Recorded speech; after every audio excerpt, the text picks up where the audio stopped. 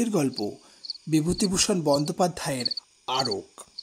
লাহোর মিউজিয়ামে যখন চাকরি করতাম সে সময়ে লাহোরের বিখ্যাত দেশ বন্ধু কাগজের সম্পাদক বিনায়ক দত্ত সিং মহাশয়ের সঙ্গে আমার যথেষ্ট আলাপ হয়। মিস্টার সিং প্রাচীন সম্ভ্রান্ত বংশের সন্তান। তাদের আদিবাসভূমি পাঞ্জাবে নয়, রাজপুতানার কোটা রাজ্যে। 3 পুরুষ পূর্বে তার পিতামহ রাজকার্য উপলক্ষে এসে পাঞ্জাবে বাস করেন। সেই থেকেই তারা দেশ ছাড়া।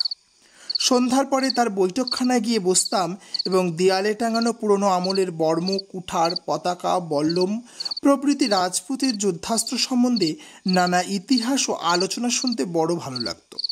রাজপুতানার বিশেষ করে কোটা রাজ্যের ইতিহাস সম্বন্ধে মিস্টার সিংয়ের জ্ঞান খুবই গভীর। কিন্তু এ সকল কথা নয়, আমি একটা আশ্চর্য ঘটনা বলবো। মিস্টার বিনায়ক দত্ত সিংয়ের মতো সম্ভ্রান্ত শিক্ষিত লোকের মুখে না শুনলে আমিও এ কাহিনী হেসে উড়িয়ে দিতাম। একদিন শীতকালে সন্ধ্যার পর আমি মিস্টার সিংয়ের বৈঠকখানায় গিয়ে বসেছি। ভীষণ সেদিন শীত। 2 পেয়ালা গরম চা পানের পর তাওয়ার তামাক টানছি। মিস্টার সিং ধূমপানে অভ্যস্ত নন। হঠাৎ কি মনে করে জানি নে আমি তাকে বললাম, মিস্টার সিং, আপনি অপদেবতা বিশ্বাস করেন? মিস্টার সিং একটু চিন্তা করে বললেন, হ্যাঁ করি। দেখেছেন ভূতটুত? মিস্টার সিং গভীর সুরে বললেন, না, এ আমার কথা নয়, আমার ছোট ঠাকুরদাদার জীবনের ঘটনা। যদি এ ঘটনা না ঘটত আমাদের বংশে, তবে আজও আমরা কোটা রাজ্যের মস্ত বড় খানদানি তালুকদার হয়ে থাকতে পারতাম। লাহোরে এসে চাকরি করতে হতো না। সে বড় আশ্চর্য ঘটনা। আমি বললাম, কী রকম?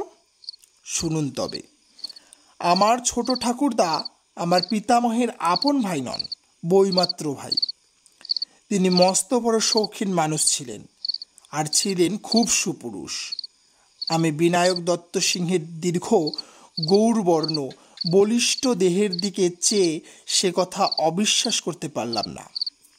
তারপর তিনি বলে যেতে লাগলেন, আমি যখন তাকে দেখেছি তখন আমার বয়স খুব কম, কিন্তু তিনি তখন বদ্ধ উন্মাদ। আমি বিস্ময় সুরে বললাম, বদ্ধ উন্মাদ? একদম। কেন তিনি উন্মাদ হলেন? সেই ইতিহাসের মূলেই এই গল্প। তিনি উন্মাদ হওয়াতে কোটা রাজদরবারের আইন অনুসারে তার ভাগের সমস্ত সম্পত্তি আমাদের হাতছাড়া। সে কথা যাকগে, আসল গল্পটা বলি। বিনায়ক দত্ত সিং তার অনবদ্য উর্দুতে সমস্ত গল্পটা বলে গেলেন। মধ্যে মধ্যে আমি তাকে নানা প্রশ্ন করছিলাম। সে সব বাদ দিয়ে গল্প শুধু আমার নিজের ভাষায় প্রকাশ করলাম। আমাদের গ্রাম থেকে কিছু দূরে কোটা দরবারের একটা সৈন্যদের আড্ডা ছিল। আমার ঠাকুরদাদা সেই সৈন্যদের আড্ডায় মাঝে মাঝে যেতেন আরক স্ফূর্তি করতে। তার 2-1 বন্ধু সেখানে ছিলেন। তাদের আরকের নেশাতেই সেখানে যাওয়া। একবার জ্যোৎস্না রাত্রে তিনি তার 2 বন্ধু খেয়ালের মাথায় বড়ি নদীতে স্নান করতে যাবেন বলে ঘোড়ায় চেপে বেরোলেন। বড়ি নদী মরুভূমির মধ্যে দিয়ে 3 শাখায় ভাগ হয়ে সাবলীল গতিতে বেয়ে চলেছে। সে সময়ের কথা বলছি। তখন এই ত্রিস্রোতা নদীর প্রথম ধারাটিতে আদৌ জল ছিল না। মাঝের শাখাটিতে হাঁটুখানেক জল, তারপর মাইলটাক বিস্তৃত চড়া, তার ওপারে আসল ধারা অনেকখানি জল। তাতে যাবার পথে একজন বন্ধুর কি খেয়াল হলো, তিনি প্রথম ধারার বালির উপরেই ঘোড়া থেকে নেমে চিৎপাত হয়ে শুয়ে পড়লেন, আর কিছুতেই উঠতে চাইলেন না। বাকি বন্ধুটি আর আমার ঠাকুরদাদা অগত্যা তাকে সেখানে বালুশয্যায় শায়িত অবস্থায় ফেলে চললেন এগিয়ে। বলা বাহুল্য, 3 জনের মধ্যে কেউই ঠিক প্রকৃতিস্থ অবস্থায় ছিলেন না। আমার ঠাকুরদাদা বড় ধারা অর্থাৎ আসল বড়ি নদীর কাছে এসে পেছন ফিরে চেয়ে দেখলেন তার বন্ধুটি ঘোড়া থামিয়ে বালির চড়ার পশ্চিম দিকে ভীত ও বিস্মিত দৃষ্টিতে চেয়ে আছেন। ঠাকুরদাদা বললেন, ওদিকে কি দেখছো চেয়ে? বন্ধু মুখে কিছু না বলে সেদিকে আঙুল দিয়ে দেখালে তার ইঙ্গিতে ঠাকুরদাদাকে চুপ করে থাকতে বললে। ঠাকুরদাদা চেয়ে দেখল বালুর চড়ার ঠিক মাঝখানে অস্পষ্ট ধরনের কতগুলি মানুষ্য মূর্তি চক্রাকারে ঘুরছে। কিছুক্ষণ চেয়ে দেখে মনে হলো ওরা যেই হোক হাত ধরাধরি করে ঘুরে ঘুরে নৃত্য করছে। সেই নির্জন স্থানে রাত্রিকালে কাদের এমন আমোদ লেগেছে যে লোক চলাচলের অন্তরালে নৃত্য করতে যাবে বুঝতে না পেরে? তারা দুজনেই অবাক হয়ে চেয়ে রইলেন। কাছে কেউ কেন গেলেন না সে কথা আমি বলতে পারবো না, কারণ শুনিনি হয়তো।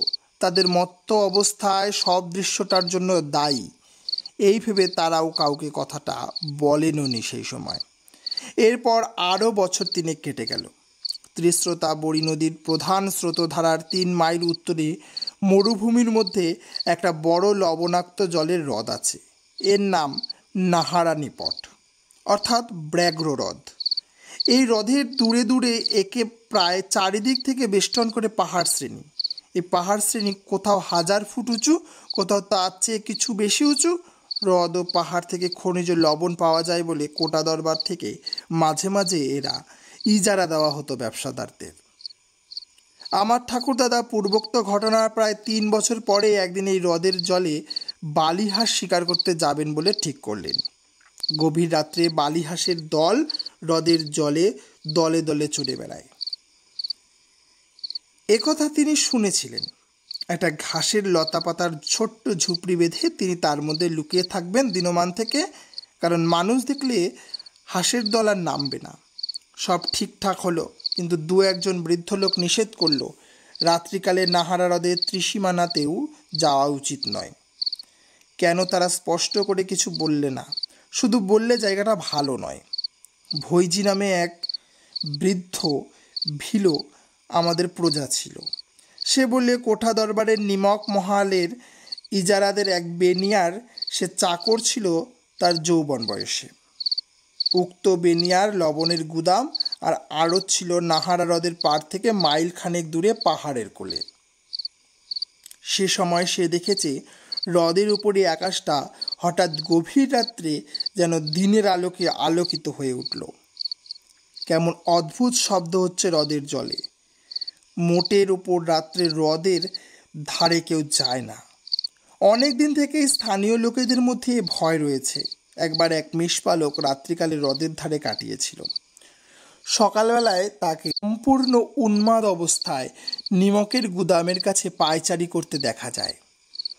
আমার ঠাকুরদাদা এসব গালগল্প শুনবার লোক ছিলেন না। তিনি বুঝতেন স্ফূর্তি, শিকার, হল্লা, হইচই। লোকটাও ছিলেন দুঃসাহসী ও একগুঁয়ে ধরনের। তিনি যাবেনই ঠিক করলেন। বৃদ্ধ ভিলো তাকে বললে, হুজুর, হাঁসের দল যদি জলে নামে তবে সে রাত্রে কোনো ভয় নেই জানবেন। ঠাকুরদাদা জিজ্ঞাসা করলেন, কিসের ভয়? বাঘের? তার চেয়েও ভয়ানক কোনো জানোয়ার হতে পারে। কি জানি হুজুর, আমার শোনা কথা মাত্র ঠিক বলতে পারিনি। তুই সঙ্গে থাক না, বকশিস দেব। মাপ করবেন হুজুর, 100 রুপিয়া দিলেও না। রাত কাটাবে কে নাহার নিপটের ধারে? প্রাণের ভয় নেই? আমরা ভিলো, বাঘের ভয় রাখিনি। এই হাতে তীর দিয়ে কত বাঘ মেরেছি। কিন্তু হুজুর, বাঘের চেয়েও ভয়ানক কোনো জীব কি দুনিয়ায় নেই? আমার ঠাকুরদাদা নাহারা হ্রদ ভালো জানতেন না। ঠিক আমাদের অঞ্চলের হ্রদটা নয়, আমাদের গ্রাম থেকে 40 মাইল দূরে। তখনই তিনি ভিলোদের গ্রাম থেকে রওনা হয়ে 7-8 মাইল হেঁটে পাহাড় ডিঙিয়ে সমতল ভূমিতে নামলেন। দূরে মস্ত বড় হ্রদটার লবণাক্ত জলরাশি প্রখর সূর্যতাপে চকচক করছে। জনপ্রাণী নেই কোনো দিকে। বেলা তখনও অনেকখানি আছে। এমন সময় ঠাকুরদাদা হ্রদের ধারে পৌঁছে গেলেন এবং নলখাগড়া ও শুকনো ঘাস দিয়ে সামান্য একটু আবরণ মতো তৈরি করে নিলেন জলের ধারেই, যার আড়ালে তিনি বন্দুক নিয়ে লুকিয়ে থাকতে পারেন, হাঁসের দল যাতে টের না পায়। সন্ধ্যা উত্তীর্ণ হয়ে গেল। রাঙা রোদ্দুরের পাহাড়ের গা থেকে মিলিয়ে গিয়েছে অনেকক্ষণ। সুন্দর চাঁদ উঠল পূবের পাহাড় ডিঙিয়ে। কৃষ্ণপক্ষের আধার রাত্রি। একদল সবুজ বনটিয়া জলের ধারে নেমে আবার উড়ে গেল। নির্জন নিস্তব্ধ মরুভূমি আর হ্রদ। 2 দণ্ড পরে জ্যোৎস্না ফুটে উঠল হ্রদের বুকে। ধবধবে জ্যোৎস্না, কৃষ্ণা দ্বিতীয়ার। 2 দিন মাত্র আগে হৈমন্ত পূর্ণিমা চলে গিয়েছে। যত রাত বাড়ে তত শীত নামে।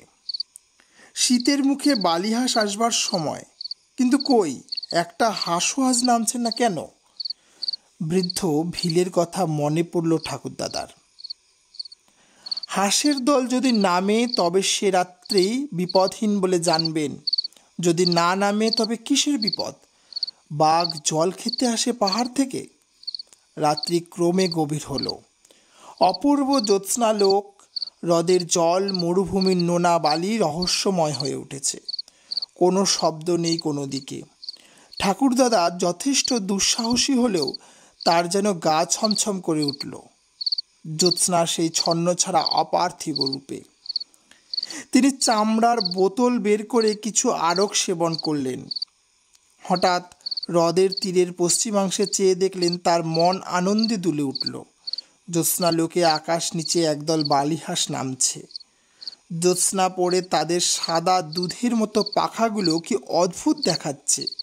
দেখতে দেখতে তারা নেমে এসে হ্রদের ধারে বালির চরে বসল। জায়গাটা ঠাকুরদাদার ঝুপড়ির থেকে 200 গজের মধ্যে কিংবা তার চেয়ে কিছু বেশি। এত দূর থেকে বন্দুকের পাল্লা পাবে না, বিশেষ এই জ্যোৎস্না রাত্রে। ঠাকুরদাদা ভাবলেন, দেখি ওরা কাছে আসে কিনা, বা আরও হাঁসের দল নামে কিনা। শিকারীর পক্ষে ধৈর্যের মতো গুণ আর কিছু নেই। এক দৃষ্টে হাঁসগুলোকে লক্ষ্য করাই ভালো। কিন্তু পরেক্ষণেই ঠাকুরদাদা বিস্ময়ে নিজের চোখ বারবার মুছলেন। আরও খেয়েছেন বটে, কিন্তু তাতে জ্ঞান হারা হবার বা চোখে অত ভুল দেখার কি কারণ আছে এখনই? তারপর যা ঘটল তা বিশ্বাস করা না করা আপনার ইচ্ছা মিস্টার ব্যানার্জি। কিন্তু এ গল্পে আমি বাবার মুখে অনেকবার শুনেছি, আমাদের বংশের ঘটনা। কাজেই আমি আপনাকে মিথ্যা বলছি বানিয়ে অন্তত এইটুকু ভাববেন না। ঠাকুরদাদা দেখলেন সেই হাঁসগুলো সাধারণ হাঁসের মতো নয়, অনেক বড়, অনেক অনেক বড়। হাঁসের মতো তাদের চালচলন নয়। তারপরেই মনে হলো সেগুলো হাঁসই নয় আদপে, সেগুলো মানুষের মতো চেহারা বিশিষ্ট। বেচারি ঠাকুরদাদা আবার চোখ মুছলেন। আরও ওইটুকু খেয়েই আজ আমার একই দশা। পরেক্ষণেই সেই জীবগুলি জলে নামলো এবং হাঁসের মতো সাঁতার দিয়ে তিনি যেখানে লুকিয়ে আছেন তার কাছাকাছি জলে এসে গেল। কৃষ্ণা দ্বিতীয়ার পরিপূর্ণ জ্যোৎস্নালোকে বিস্মিত, ভীতচকিত, দুঃসাহসী আরক সেবনকারী ঠাকুরদাদা দেখলেন তারা সত্যি হাঁস নয়, একদল অত্যন্ত সুন্দরী মেয়ে। শুভ্র তাদের বেশ, জ্যোৎস্না পড়ে চিকচিক করছে। তাদের হাসি, মুখশ্রী সবই অতি অদ্ভুত ধরনের সুন্দর। কতক্ষণ ধরে নিজেদের মধ্যে তারা খেলা করলো জলে। রাজহংসের মতো সুঠাম ধরনের নিঃশব্দে সুন্দর ভঙ্গিতে হ্রদের বুকে সাঁতার দিতে লাগলো। তারপর কতক্ষণ পরে তার ঠাকুরদাদার আন্দাজ ছিল না, কারণ তখন ঠাকুরদাদা সময়ের জ্ঞান হারিয়ে ফেলেছেন। ওরা সবাই জল থেকে উঠল এবং অল্প পরেই জ্যোৎস্না ভরা আকাশ দিয়ে ভেসে হাঁসের মতো শুভ্র পাখা নেড়ে অদৃশ্য হয়ে গেল। হ্রদের তীরের বাতাস তখনও আমাদের অপূর্ব দেহগন্ধে ভরপুর। আমার ঠাকুরদাদা নিজের গায়ে চিমটি কেটে দেখলেন তিনি জেগে আছেন কিনা। তখন তার আরকের নেশা ছুটে গিয়েছে। একটু পর রাত ফর্সা হয়ে জ্যোৎস্না মিলিয়ে গেল। তিনি উদ্ভ্রান্ত মস্তিষ্কে হ্রদের পাড় থেকে হেঁটে চলে এলেন পাহাড়ের কোলে। সেখান থেকে পৌঁছলেন ভিলোদের গ্রামে। বৃদ্ধ ভিলো ভৈজি তাকে বললে, হুজুর, হাঁস নেমেছিল কাল। ঠাকুরদাদা মিথ্যা কথা বললেন। হাঁস নেমেছিল, কিন্তু একটাও মারতে পারেননি। কেন মিথ্যা বললেন শুনুন। কি একবার দুর্বার মোহ তাকে টানতে লাগলো দুপুরের পর থেকেই। আবার তাকে যেতে হবে নাহারা হ্রদের তীরে রাত্রিকালে। ভৈজিকে সত্য কথা বললে পাছে সে বাধা দেয়। কিন্তু সে রাত্রে বুনো বালির হাঁস দল নামলো হ্রদের জলে, আসল হাঁসের দল। পরপর কয়েক রাত্রি শুধু বন্য হংসের দল নামে, খেলা করে। আমার ঠাকুরদাদা ঝুপড়ির মধ্যে শুয়ে চেয়ে থাকেন। বন্দুকের গুলি করতে তার মন সরে না। তারপর আর একদিন শেষ রাতের জ্যোৎস্নার বন্যহংসের বদলে নামলো সেই অদ্ভুত জীবের দল। এদিন তারা আরও কাছে এলো। বন্য রাজহংসের মতো সাঁতার দিয়ে বেরোলো জলজ ঘাসের বনের পাশে পাশে। তাদের অপূর্ব সুন্দর মুখশ্রী জ্যোৎস্নালোকের ঠাকুরদাদার মুগ্ধ দৃষ্টির সম্মুখে কতবার পড়ল। রাত ভোর হবার বেশি দেরি নেই, তখনও কিন্তু জ্যোৎস্না আছে। আমার ঠাকুরদাদা কী ভেবে আরকের নেশায় কিংবা ভালো অবস্থায় জানি নে ঝুপড়ি থেকে উঠে ছুটে চলে জলের ধারে। বোধহয় ওদের কাউকে ধরতে গেলেন। অমনি ত্রস্ত বনহংসের মতো সেই অলৌকিক জীবের দল তাড়াতাড়ি সাঁতরে কে কোথায় দূরে চলে গেল এবং পরক্ষণেই শেষ রাত্রের বিলীয়মান চন্দ্রালোকে তাদের লঘু দেহ ভাসিয়ে আকাশপথে অদৃশ্য হলো। পরদিন দুপুরবেলায় আমার ঠাকুরদাদাকে উন্মাদ অবস্থায় হ্রদের ধারের বালির চড়ায় লক্ষ্যহীনভাবে ঘুরে বেড়াতে দেখে জনৈক জেলে তাকে ভিলোদের গ্রামে পৌঁছে দেয়। বৃদ্ধ ভৈজি ঘাড় নেড়ে বললে, আমি বলেছিলাম হাঁসের দল যেদিন না নামে সেদিন বড় ভয়। ঠাকুরদাদা মাঝে মাঝে ভালো হতেন, আবার উন্মাদ হয়ে যেতেন। ভালো অবস্থায় বাড়িতে এই গল্প করেছিলেন একবার নয়, অনেকবার। মৃত্যুর প্রায় 10 বছর আগে থেকে তার মোটেই ভালো অবস্থা আসেনি। বদ্ধ উন্মাদ অবস্থায় তার মৃত্যু ঘটে। বিনায়ক দত্ত সিং গল্প শেষ করলেন। আমি বললাম, খুব অদ্ভুত ঘটনা। তবে মিস্টার সিং বললেন, তবে 20 শতাব্দীতে বিশ্বাস করা শক্ত, সে আমিও জানি। আমাদের দেশেও সকলে বিশ্বাস করে না। আজ 50 বছর আগেকার ঘটনা বলছি। কেউ বলে ঠাকুরদাদার অতিরিক্ত আরক সেবনের ফলে ওইসব চোখের ভুল দেখা, বন্যহংসকে ভেবেছেন আকাশপরী। আবার কেউ বলেন না, আকাশপরী দেখলেই লোকে পাগল হয়। সেই বৃদ্ধ ভিলো ভৈজি সেই কথাই বলতো। কি করে বলবো কোনটা সত্যি কোনটা মিথ্যে? তখন তো আমার জন্ম হয়নি। তো বন্ধুরা, গল্পটি শোনার জন্য আপনাকে অনেক ধন্যবাদ। যদি গল্পটি আপনার ভালো লেগে থাকে তাহলে লাইক বাটনে ক্লিক করে আপনার ভালো লাগার ছাপ রাখুন, আর কমেন্টে জানান আপনার গল্পটি কেমন লাগলো। আর এখনো যদি সাবস্ক্রাইব না করে থাকেন তাহলে সাবস্ক্রাইব বাটনে ক্লিক করুন, আর গল্পটি বন্ধুদের কাছে শেয়ার করতে ভুলবেন না। ধন্যবাদ।